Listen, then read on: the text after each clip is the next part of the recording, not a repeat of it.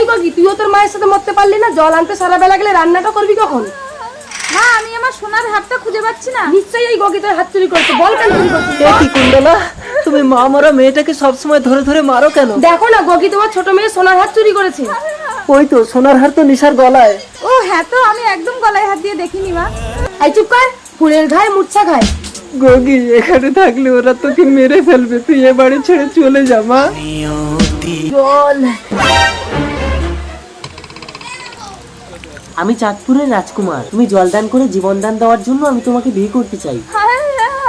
ও আচ্ছা, তুমি কথা বলতে পারো না? চলো আমি তোমার বাড়ির লোকের সাথে কথা বলবো।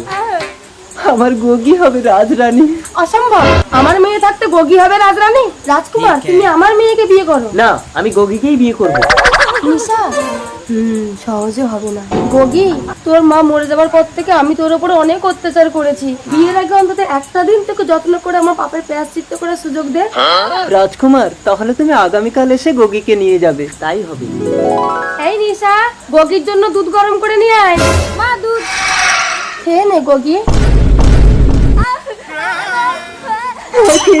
কি হলো আমার গগির? গগি, গগি, তোমরা আমার গগিকে বিষ খাইয়ে মেরে দিলে।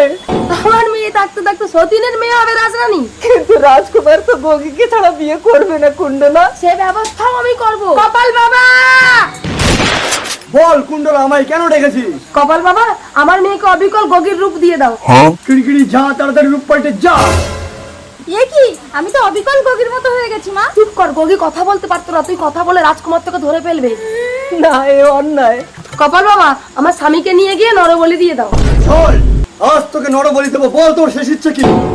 বাবা, আমার শেষ ইচ্ছে তুমি আমার গগিকে জীবন দান দাও। ওরে আত্মা ফিরে আয়, মরা মানুষ জেগে যা। চলো গগি, তুমি রাজরানী হয়ে থাকবে। আমি কিন্তু হেঁটে দেবো না রাজকুমার। এ কি, তুমি কথা বলতে পারো? ভালো না মা আমার গগি।